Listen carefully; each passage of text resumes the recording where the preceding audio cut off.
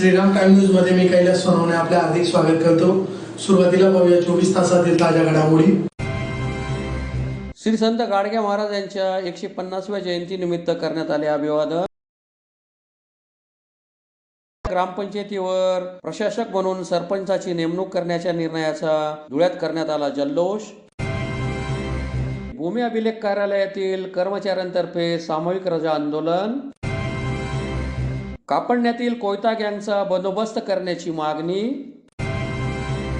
चिखला गावात महिला व मुलींवर हल्ला करणाऱ्या संबंधितांवर कठोर कारवाईची मागणी।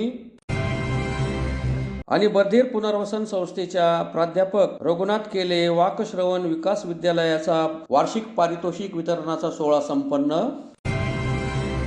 आता बातमीपत्र विस्ताराने। संत गाडगेबाबा यांच्या 150व्या जयंतीनिमित्त श्री संत गाडगे महाराज सांस्कृतिक मंडळ देवपूर यांच्या वतीने आई एकविरा देवी मंदिराजवळ मठात असलेल्या संत गाडगे महाराज यांच्या पुतळ्यास मान्यवरांच्या हस्ते पुष्पहार अर्पण करून अभिवादन करण्यात आले। त्यानंतर मान्यवरांच्या हस्ते आरती करीत संतांच्या कार्याला व विचारांना वंदन करण्यात आले। यावेळी महापौर मायादेवी परदेशी, महादेव परदेशी, कैलास चौधरी, डॉक्टर सुशील महाजन, मंडळाचे अध्यक्ष अमोल गायकवाड, प्रवीण शिंदे, किशोर जाधव, अमृत कुवर, अशोक सगरे, भोला शिंदे, शिवाजी पवार, मनोज वाघ, पप्पू गवळी, भानुदास सगरे, श्रावण शिरसाट यांच्यासह मंडळाच्या अध्यक्षा रेखा गवळी, कल्पना निकम, गायत्री सगरे, शोभाबाई निकम, मनीषा सगरे, धनश्री पाराटे, अलका सगरे, रोहिणी सगरे, जयश्री गवळी, सविता अगजाळे, सुप्रिया गायकवाड, प्रियंका वाघ, लताबाई शिरसाट, संगीता गवळी, वैशाली शिंदे, मनीषा गायकवाड आदि उपस्थित होते। गाडगे महाराज की 150वीं जयंती बहुत धूमधाम से धुले शहर में ही नहीं पूरे भारत भर में मनाई जा रही है।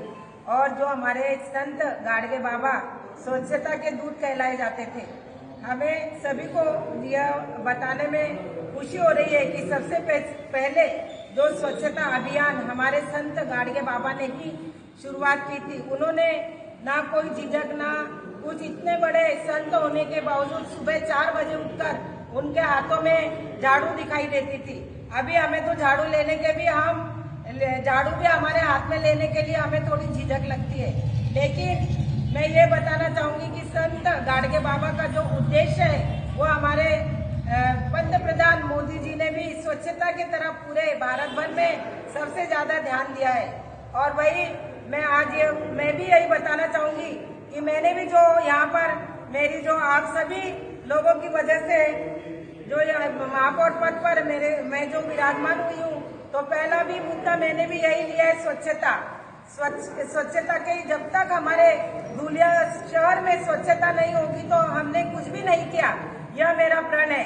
और मैं आपको ये यहाँ पे बताना चाहूंगी कि अभी हमारे जो धोबी समाज है, तो धोबी समाज की जो मैं 2001 में नगर सेविका हुई थी, ऐसा आप समझिए 2016 से संत गाडगे बाबा के पुतले के लिए बहुत कोशिश चालू थी। पूरे धुलिया शहर में कहीं पर भी हमें गाडगे बाबा का जो बड़ा पुतला है वो कहीं भी दिखाई नहीं दे रहा था। हमारी सतत 2016 से लड़ाई चालू थी। उत्तर सुवर्ण महोत्सव ही जयंती आज आपण सर्वजण साजरी करत आहोत। आपल्याला माहिती आहे, हे फक्त महाराष्ट्राचे नव्हे, धोबी समाजाचे नव्हे, तर संपूर्ण देशाचे एक खूप मोठे संत होते। कारण की आज आम्ही पाहतो, आम्ही बीजेपी पक्षाचे आहोत। आमचे मोदी साहेबांनी सत्ता ताब्यात घेतल्यापासून स्वच्छता अभियान यांनी चालू केलेलं आहे। परंतु संत गाडगे बाबांनी त्यांच्या आयुष्यामध्ये जीवनभर स्वच्छता आणि गोरगरिबांची सेवा हेच उद्देश त्यांनी ठेवलेलं आहे। गावगाव झाडू घेऊन, ठिगळवाले कपडे घालून फिरत, त्यांनी झाडू लावत, कीर्तनाच्या माध्यमातून संत गाडगे बाबांनी लोकांना प्रबोधन केलेलं होतं। असं सर्व गावगाव फिरून सर्व लोकांमध्ये प्रबोधन करायचं काम हे करत होते। स्वच्छताचं महत्त्व त्यांनी लोकांना पटवून दिलेलं होतं। गोरगरिबांची सेवा करणं, त्यांच्या आंघोळीत घालणं, हे सर्व कामं संत गाडगे बाबांनी केलेली होती। अशा या महान संताला आम्ही नतमस्तक होऊन त्यांच्या या सुवर्ण शतकानिमित्ताने त्यांच्या नतमस्तक होऊन त्यांना अभिवादन। राज्य सरकारने राज्यातील मुदत संपलेल्या ग्रामपंचायतीवर प्रशासक म्हणून विद्यमान सरपंचांना 6 महिन्यांचा कार्यकाळ वाढवून देण्याचा निर्णय घेतल्याने पंचायत राज विकास मंच अखिल भारतीय सरपंच परिषदेतर्फे धुळे पंचायत समितीसमोर फटाक्यांची आतिषबाजी करीत पेढे भरून आनंदोत्सव साजरा करण्यात आला. फेब्रुवारी 2026 या वर्षात धुळे जिल्ह्यात 218 ग्रामपंचायतींचा कार्यकाळ पूर्ण होत होता. यात साक्री 49, धुळे 72, शिंदखेडा 63 आणि शिरपूर 34 अशा ग्रामपंचायतींचा समावेश होता. या ग्रामपंचायतींचा कारभार पाहण्यासाठी प्रशासक नेमणुकीच्या हालचालींना वेग आला होता. यासाठी विस्तार अधिकाऱ्यांचीच नेमणूक होणार होती, परंतु विस्तार अधिकाऱ्यांची संख्या अत्यल्प असल्याने 10 ते 15 ग्रामपंचायतीचा कारभार पाहणे त्यांना शक्य नव्हते. त्यामुळे प्रशासक म्हणून लोकांमधूनच निवड झालेल्या सरपंचांनाच मुदतवाढ देण्याची मागणी संघटनेतर्फे मुख्यमंत्री देवेंद्र फडणवीस यांच्याकडे करण्यात आली होती. त्यानुसार सरपंचांचे 6 महिन्यांसाठी सरपंचांचा कालावधी वाढविला आहे. तसे आदेश आयुक्त, जिल्हाधिकारी व मुख्य कार्यकारी अधिकारी यांना देण्यात आले आहे. आता येत्या काही दिवसात प्रक्रिया पूर्ण होऊन सरपंच प्रशासक म्हणून कामकाज पाहतील. या निर्णयाचे अखिल भारतीय सरपंच परिषदेतर्फे स्वागत करण्यात आले असून पंचायत समितीसमोर फटाक्यांची आतिषबाजी करीत पेढे भरून आनंदोत्सव साजरा करण्यात आला. यावेळी सरपंच परिषदेचे जिल्हाध्यक्ष राजेश पाटील, मानसी देवरे, लखन ठेलारी, RK माळी, साधना पाटील, मयुरी पाटील, मनीषा खैरनार, संतोष राजपूत, कल्पना बदाने, मनीषा महाले, कांतीलाल देवरे, मीनाबाई ठाकरे, यशोदा राठोड, कविता पाटील, धरती पाटील, महेंद्र पाटील, गुलाब देवरे, निलेश सोनवणे, भारती पाटील, सीमा जाधव, अशोक राजपूत, गायत्री जयस्वाल, निर्मला गायकवाड, मीना जाधव आदी उपस्थित होते. माझं नाव मनीषा राजेंद्र खैरनार, वडगाव सरपंच. आम्हाला शासनाने प्रशासन म्हणून नेमणूक केली आणि आमचे दिवस वाढवून दिले. तर आमचे राहिलेले काम पूर्ण करायची संधी दिली त्यांनी आम्हाला. आम्ही शासनाचे खूप खूप आभार मानतो. आणि आमच्या संघटनेचे अध्यक्ष आहेत, ते पण आम्हाला वारंवार खूप मदत करतात. जय खानदेश. अखिल भारतीय सरपंच पदीशाला सरपंचांना परत प्रशासकाची नियुक्ती मिळाली, त्याबद्दल आपल्या राज्याचे माननीय मुख्यमंत्री देवेंद्र फडणवीस, आपल्या राज्याचे ग्रामविकास मंत्री जयकुमार भाऊ गोरे, आपले लाडके पालकमंत्री जयकुमार रावल साहेब आणि आपले धुळे ग्रामीणचे आमदार मनोहर राम बदाने यांनी आपली मागणी लावून धरली होती. त्यांनी आपली मागणी मुख्यमंत्र्यांपर्यंत पोहोचवलेली असून आणि आमचा लढा हा डिसेंबर पासून चालू होता आणि या यशाला आम्ही टप्प्याटप्प्याने आंदोलनाची सुरुवात ही धुळे जिल्ह्यातून धुळे पंचायत समितीतून सुरू झाली आणि ही यशाची परंपरा आम्हाला आज या आंदोलनातून आम्हाला प्रशासक पदी नियुक्ती झालेली सरपंचाची. तर आम्हाला जाहीर आभार मानायचे मुख्यमंत्र्यांचे की लोकशाही अजून जिवंत आहे आणि या लोकशाहीत आज आम्हा सरपंचांना प्रशासकाची नियुक्ती झालेली आहे. जसं आम्ही पुरावे दिले होते कोर्टाला आणि शासनाला की झारखंडमध्ये होऊ शकतं, मध्य प्रदेशमध्ये होऊ शकतं, तर महाराष्ट्र राज्य पण भारतातच आहे, तर ही मागणी आम्ही लावून धरली होती. त्या मागणी लावून धरल्यामुळे आज आम्हाला हे यश मिळालेलं आहे. आमचे जे अपूर्ण कामं राहिलेले आहेत, लाभार्थ्यां जे कामं अपूर्ण आहेत ते आम्ही पूर्ण करू अशी सरपंचांना पूर्ण संधी मिळालेली आणि गावाचा गावगाडा चालण्यासाठी शासनाच्या ज्या योजना बाकी आहेत त्या पूर्ण करू आणि ही सरपंचांची आमची मागणी होती. आमचे जो लढा आहे असाच परत चालू ठेवणार आहेत. आमच्या दुसऱ्या मागण्या अशा आहेत की भविष्यात सरपंचांना विमा संरक्षण हवंय आणि विधान परिषद निवडणुकीत मतदानाचा अधिकार 3 अपत्य कायदा रद्द या मागण्या आमच्या आहेत. 3 अपत्यवाल्यांना पण निवडणुकीत उभं राहता यावं यासाठी आमची आग्रही मागणी आहे. आणि स्थानिक स्वराज्य संस्था म्हणजे ग्रामपंचायत हा महत्वाचा दुवा असून आणि त्या निवडणुकीत आमदार जे निवडले जातात त्यासाठी आम्हाला स्थानिक स्वराज्याच्या सरपंच सदस्यांना निवडणुकीचा हक्क हवा, त्यासाठी पण आम्ही ही मागणी लावून धरलेली आहे. आणि ऑपरेटरांचा जो पगार आहे तो यापुढे लाखो रुपये शासन गोळा करतं एखाद्या कंपनी मारून आणि त्यांना तुटपुंजे पगारावर राबवलं जातं. तर याच्यापुढे आमची ही पण प्रमुख मागणी राहील की जो ऑपरेटरांचा पगार आहे हे ग्रामपंचायतीकडूनच दिला जाईल आणि जो तुटपुंजा कर्मचारी रोजगार सेवक असो, पाणी पुरवठा कर्मचारी असो, शिपाई असो, यांचा जो तुटपुंजा पगार आहे ग्रामपंचायतीला स्वतःच एवढं हे नाहीये, उत्पन्न नसल्यामुळे आपले पगार पूर्ण देऊ शकत नाही. त्यामुळे त्यांच्यासाठी आमचा लढा कायम चालू असणार आहे आणि आम्हाला सर्व महाराष्ट्र राज्याचं मंत्रिमंडळाचं लोकशाहीतून आम्हाला जे आज त्यांनी आमचा मागण्या मान्य केलेल्या आहेत. त्यासाठी आम्ही सर्व मंत्रिमंडळाचा जाहीर आभार मानतो. आणि जे बबनराव बावनकुळे आज जे महसुलीचे निर्णय देते ते खरंच गाव पातळीसाठी खूप महत्वाचे, शेतकऱ्यांसाठी खूप महत्वाचे. आम्ही त्यांनी जे आम्हाला पूर्ण केलेल्या आमच्या मागण्या त्यांची जाहीर आभार मानतो.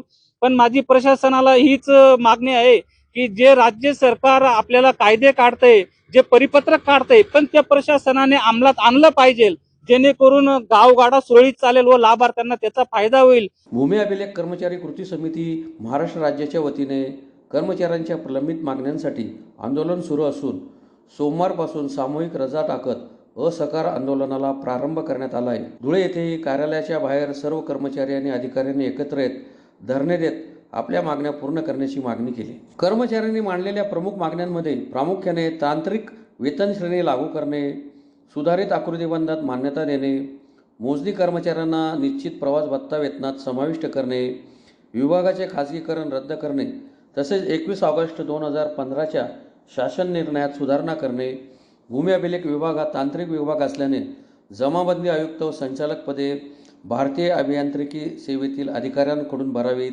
ही मोजणी सॉफ्टवेअर अधिक सुलभ व युजर फ्रेंडली करणे, अधिकारी कर्मचाऱ्यांवर परवानगीशिवाय फौजदारी गुन्हे दाखल करण्याची पद्धत बंद करणे, 18 मोजणी प्रकरणांबाबतचे 14 सप्टेंबर 2026चे परिपत्रक रद्द करणे, प्रत्येक कर्मचाऱ्याला स्वतंत्र मोजणी साहित्य व लॅपटॉप उपलब्ध करून देणे इत्यादी मागण्यांचा समावेश आहे. या आंदोलनात धुळे जिल्हाध्यक्ष आनंद तायडे, उपाध्यक्ष निलेश साळुंखे, सिद्धार्थ मोरे, अंकुश चौधरी, दीपक साळुंखे, रवींद्र नंदन, रितेश मानकर, रवींद्र कवाडे, नरेंद्र चव्हाण, योगेश छित्रे, राहुल बागुल, दीपक सनेर, धीरज चित्ते, रत्नमाला साळुंखे, निकिता पाटील, प्रतिभा कारले, भारती मराठे, मयुरी भोई, योगिता गडरी, लक्ष्मी लोहार, हेमंत जोशी, निलेश चव्हाण, काशीनाथ गारुडी, राजेंद्र बाविस्कर, सुभाष मोरे, हरीश निकुंभ, शैला बाबड, रेखा पवार, अश्विनी सांगळे, प्रणिता सोनवणे यांच्यासह कर्मचारी सहभागी झाले होते.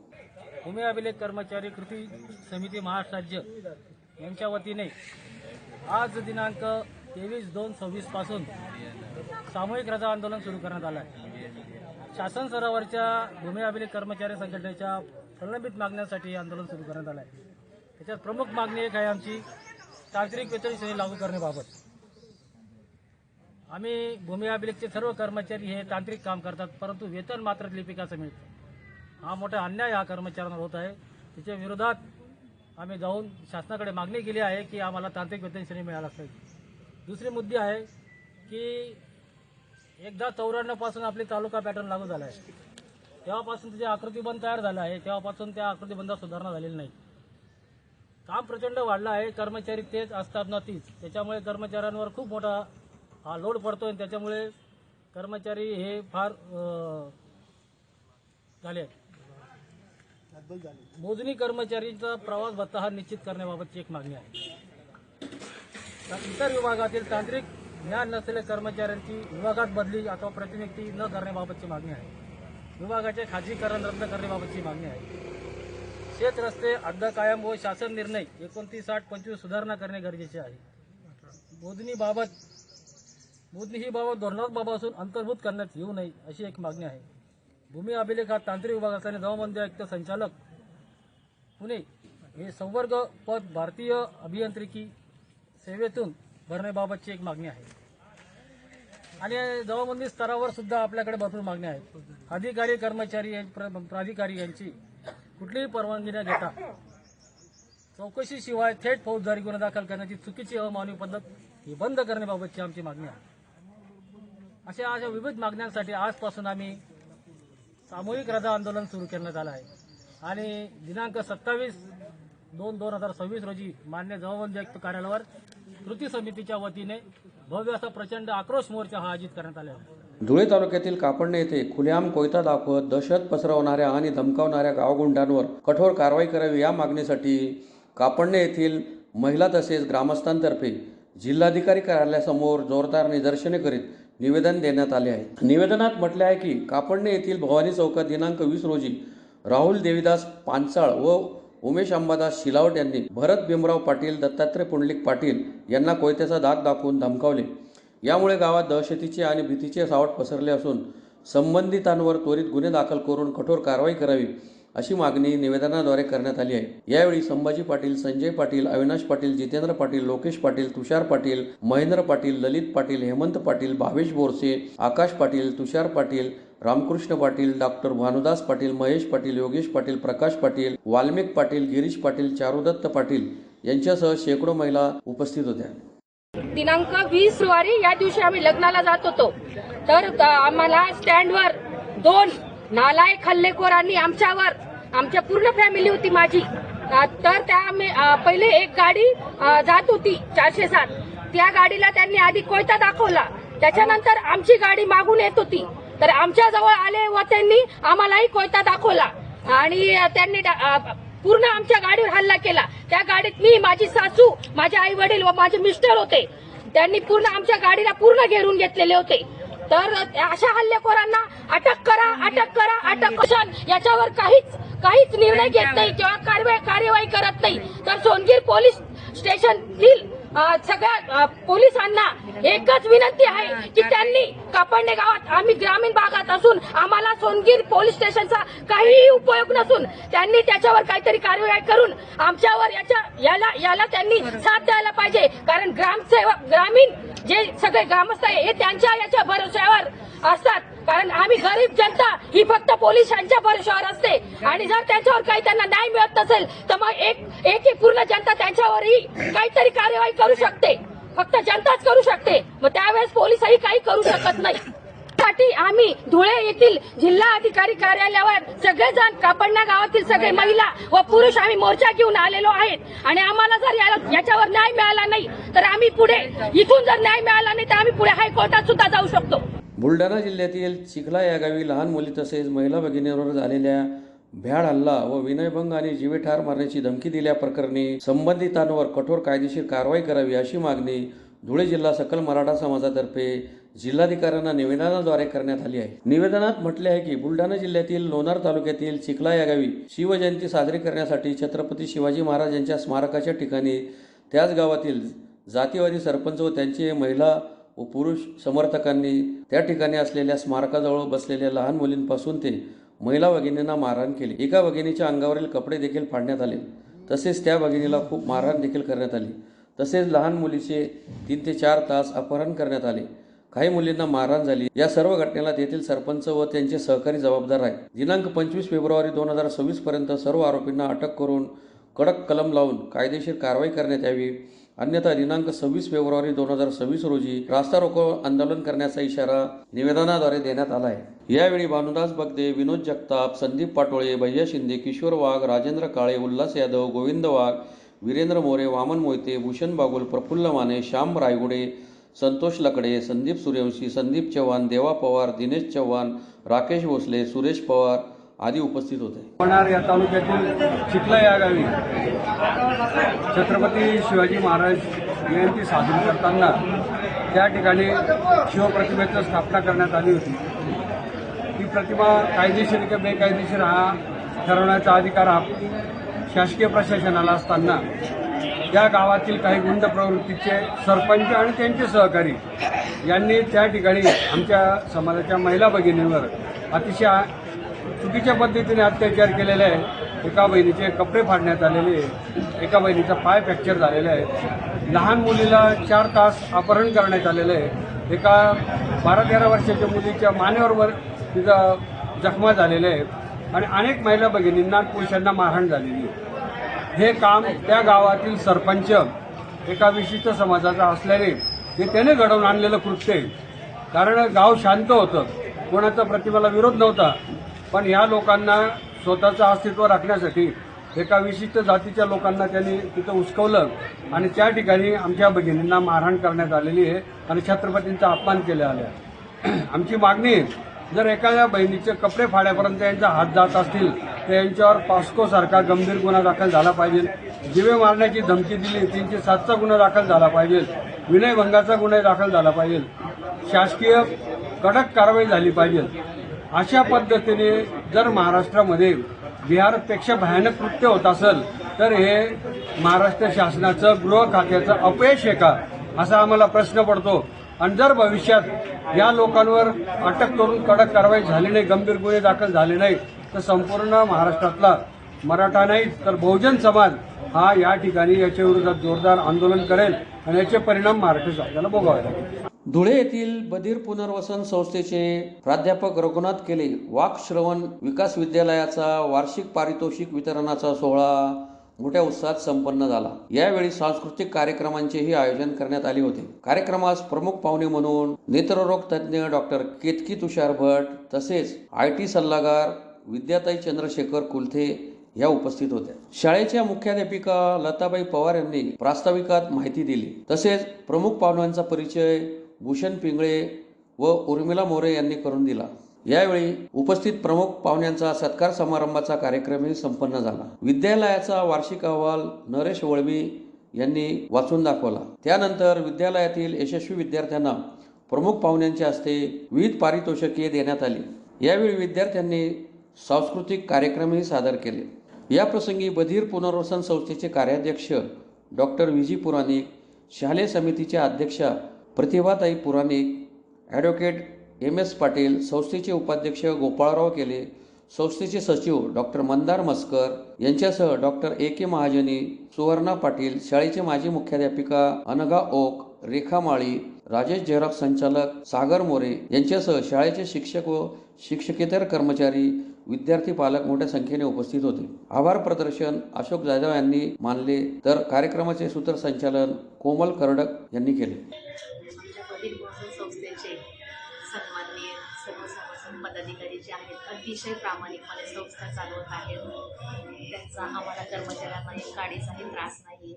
शाळेला आहे ग्रँट 100%, परंतु वसतिगृहाला ग्रँट नाही आहे आणि वसतिगृहाचा जो खर्च आहे दर महिना जवळपास 1 लाख रुपये खर्च आहे. म्हणजे वसतिगृहाच्या विद्यार्थ्यांना म्हणजे सांभाळणारे जे कर्मचारी आहेत, स्वयंपाकी, त्याच्यानंतर मदतनीस, केअरटेकर, पहारेकरी या सगळ्यांचा आणि जे विद्यार्थ्यांना शिकवायसाठी जे शिक्षक आहेत मानधनावर लावलेले त्यांचा सगळ्यांचा 1 लाख रुपये जवळपास खर्च होतो आणि संस्था चालते सगळं स्वबळावर चालवत आहेत.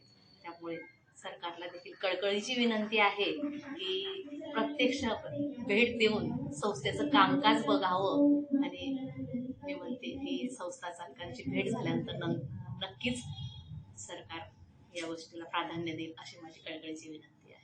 नमस्कार, मी डॉक्टर VG पुराणिक, डॉक्टर अरविंद महाजनी आणि मॅडम गेली 46 वर्ष आम्ही संस्था चालवतो. अगदी 1970 साली मी इथं धुळ्यात आलो त्यावेळेला मूकबधिरांच्याकरता काहीच नव्हतं. आम्ही आणि आमचे काही मित्र यांनी प्रयत्न करून 77-78 पासून मागे लागून 80 साली शाळा सुरू झाली आणि सुरुवातीला 10-15 मुलं आली. आम्ही शिबिर घेतलं होतं. शिबिरात मुलं सापडली आणि पहिली शाळा आम्ही सुरू केली रेड क्रॉसमध्ये 1980 साली. त्यावेळेला एकच शिक्षिका होत्या, 2 जण होत्या, अनघाताई ओक आणि सहस्त्रबुद्धे मॅडम.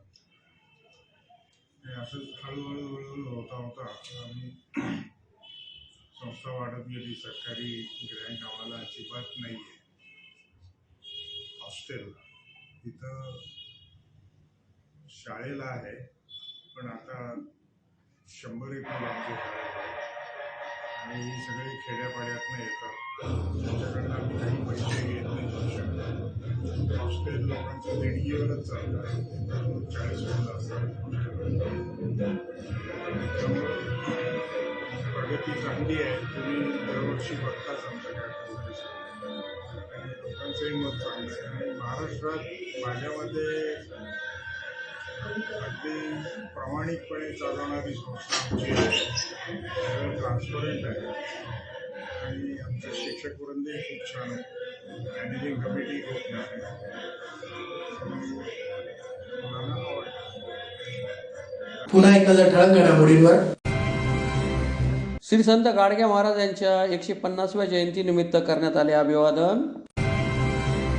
मुदत संपलेल्या ग्रामपंचायतीवर प्रशासक म्हणून सरपंचाची नेमणूक करण्याच्या निर्णयाचा धुळ्यात करण्यात आला जल्लोष. भूमी अभिलेख कार्यालयातील कर्मचाऱ्यांतर्फे सामूहिक रजा आंदोलन. कापडण्यातील कोयता गँगचा बंदोबस्त करण्याची मागणी.